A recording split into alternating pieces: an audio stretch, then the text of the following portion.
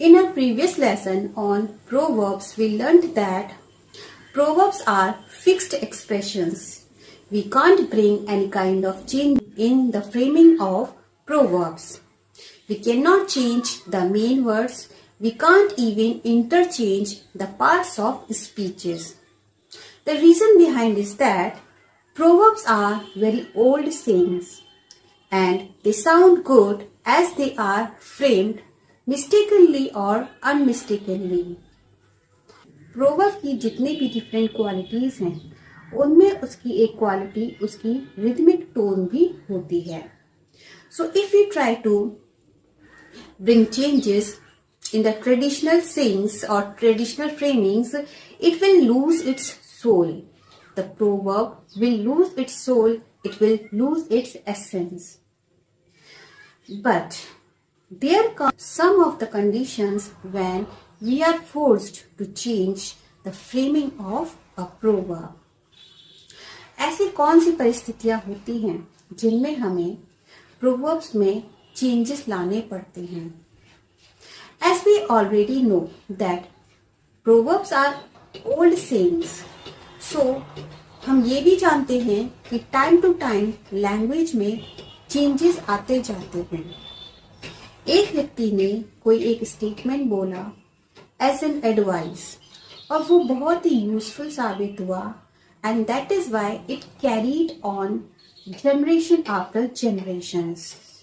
But वो statement जिस समय में बोले गए थे, जिस लैंग्वेज में बोले गए थे, वो इस प्रेजेंट लैंग्वेज में मीन्स प्रेजेंट मॉडर्न इंग्लिश में वो वर्ड्स आज यूज आते भी हैं या नहीं आते हैं.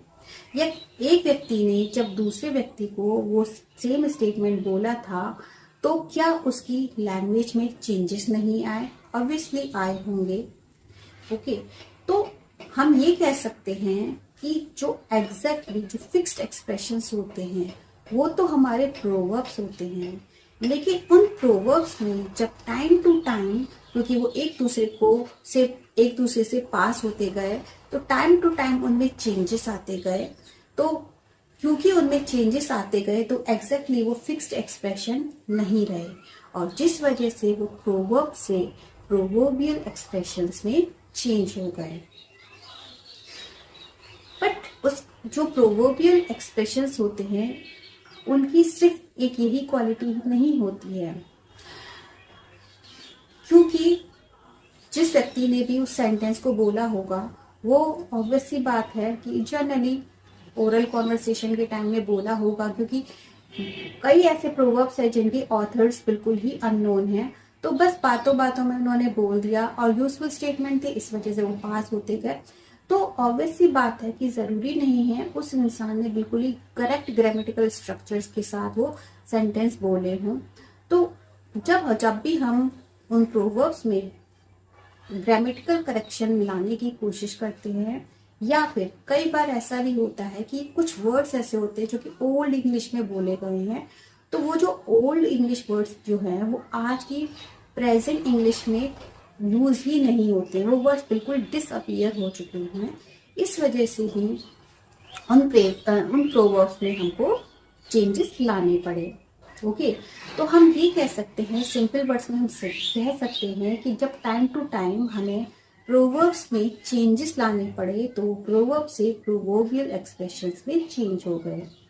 इसके बाद एक सबसे इम्पॉर्टेंट थिंग कि ऑब्वियसली बात है कि प्रोवर्ब्स जो है ओल्ड सेइंग थे तो लैंग्वेज भी थोड़ी सी हार्ड रही, जिसकी वजह से कुछ लोग अपनी लैंग्वेज में you can say the people who are learning English during oral communication they try to demonstrate their language and just because they try to demonstrate their language through proverbs there came sudden changes in the real proverbs as well, because they didn't learn it but because they have to demonstrate their language that yes they know certain proverbs as well, their meanings as well. So because they were trying to demonstrate their language, the words couldn't be as they were formed.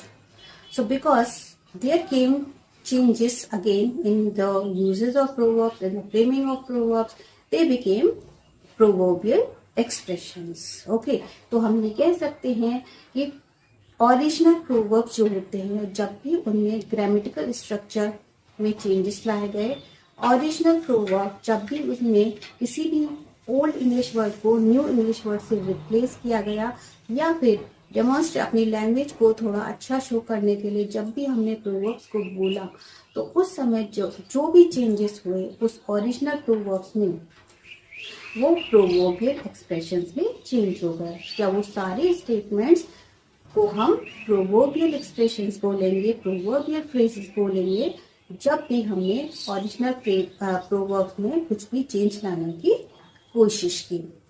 Okay, so these are basic differences between a proverb and a proverbial expressions. Besides this, there are many of the similarities between a proverb and proverbial expressions.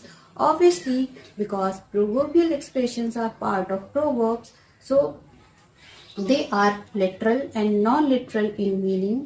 They carry figurative language. They carry rhythmic tone. Okay, just like proverbs. Okay, जैसे proverbs जो होते हैं वो भी figurative tone में होते हैं, तो ठीक इसी तरह से प्रोवर्बियल एक्सप्रेशंस भी फिगरेटिव टोन में हुए, प्रोवर्ब्स भी हमें एडवाइस देते हुए दिखाई देते, ठीक इसी तरह से प्रोवर्बियल एक्सप्रेशंस भी हमें एडवाइस देते हुए दिखाई देते हैं। ठीक है, उनकी जो टोन होती है रिदमिक होती है, और प्रोवर्बियल एक्सप्रेशंस की भी जो टोन होती है वो रिदमिक होती है। Okay, so these are basic differences and similarities between a proverb and proverbial expressions. यहाँ पर कुछ हम एग्जाम्पल्स देख लेते हैं। जस्ट लाइक एक बाइबल से एक बहुत ही फेमस आपका प्रोवर्ब लिया गया है, Whatsoever a man soweth, so shall he reap, so shall he also reap. This is old proverb. This is old proverb. With the passage of time, it changed into as you sowed, so shall you reap. थोड़ा सा grammatical structure में changes लाते हुए as you sowed, so shall you reap उसको easy बनाने के लिए, उसके बाद ये जो वर्ड सोथ है वो भी चेंज होकर के सो में हो गया, because sooth is an old English word and it has been completely disappeared from modern English. In the same way, manners make a man, early to bed and early to rise make a man healthy, wealthy and wise. तो वहां पर भी जो make word है उसे make में change किया गया, क्योंकि make वर्ड जो है वो completely disappear हो चुका है modern English से.